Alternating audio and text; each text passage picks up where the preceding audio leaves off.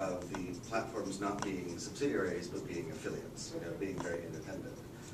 As I think I've told each of you individually, I'm very much in favor of that business model when it comes to operational sorts of decisions, because they know on the ground what they need much better than we know, what programs will be effective and how to implement them.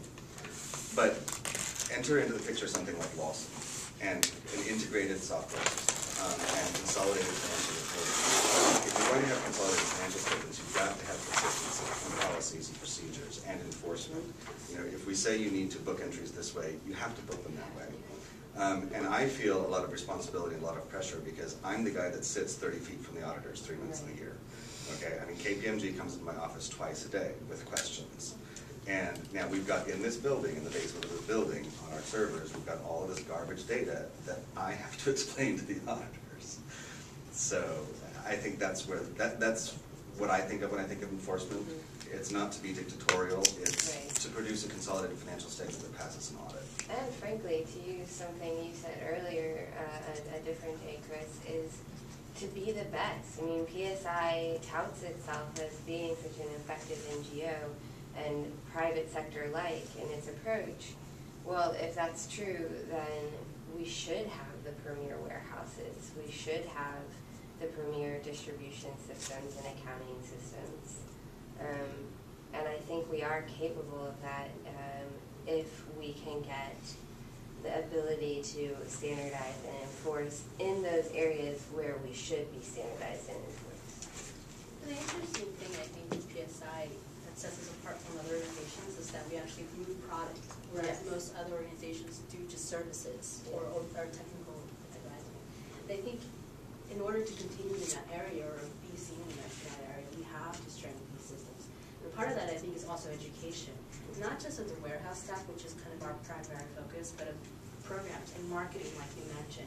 Because a lot of what happens trickles down to the warehouse. So if they do poor planning and they do these huge marketing campaigns and they stock out because of that, at the end of the day, it's the warehouse's fault, and they have no kind of empowerment to be able to push back and say, look, or if they haven't moved product 2 years and it's kind of taking over half of their warehouse, they don't have any ability to go back and say, hey, this is why we have other condoms sitting on the floor.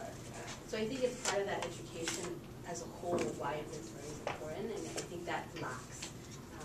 Because like I said, people don't realize this product relates to money, and that we're supposed to be, like you say, good stewards of that money.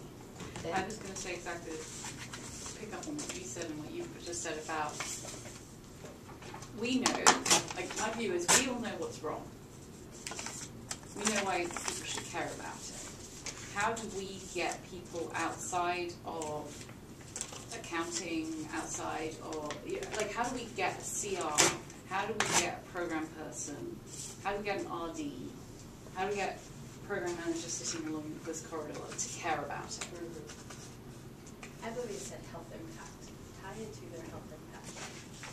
There's interesting enough, like there's research, because it's under research. They're very accommodating to the field. They're allowed to receive product and start getting health impact on that before it's even recording in the financial systems, before it's recorded in the inventory ledger or any verification of that.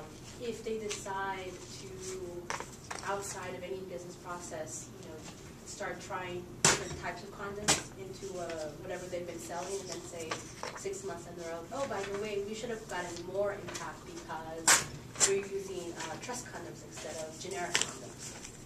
They're allowed to do that. But then what happens with reconciling that to what's actually in the system? At any time we've kind of gone to them and say, look, you're allowing them to do this so that they can get this health impact, but the implication is that it doesn't match our records. There's no communication. And I feel that way, not just about health impact, but marketing in general.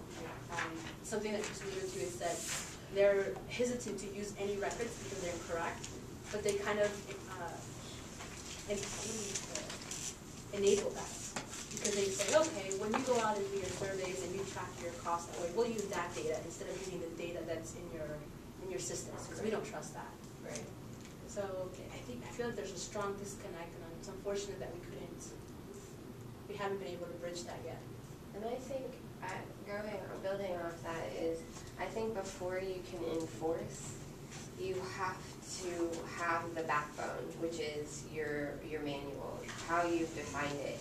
You have to be able to go back to this and say, I'm enforcing per PSI policy. It's not just my idea. It's not just Marusia's idea. This is an approved, a Carl approved, Kim approved manual that you have to listen to at the local level and at the headquarters level. Well, I think you certainly can do that, but I think you can approach it from a second angle simultaneously. Touching on what Marusia said, how do you get the CRs to care about this? Because I think fundamentally that's the problem. Our CRs are very good programmatically. They're medical doctors, they're good about the health impact, but they're not accountants and administrators. Excuse me, CR. Country rep, the head of each country platform. So I think maybe it's a two-pronged approach. One is sort of the enforcement coercive approach. Another approach would be incentives to inspire voluntary cooperation. In a normal company, in a for-profit corporation, we would have certain metrics, and managers would maybe be paid bonuses based on those metrics. We don't have to reinvent the wheel here. There's a lot of literature out there about how to do this. For example, shrinkage percentages, inventory turnover ratios, sell-through rates, so you don't have condoms sitting in the warehouse for 2 years. And we have minimum standards. Mm-hmm. Are there any minimum standards on inventory?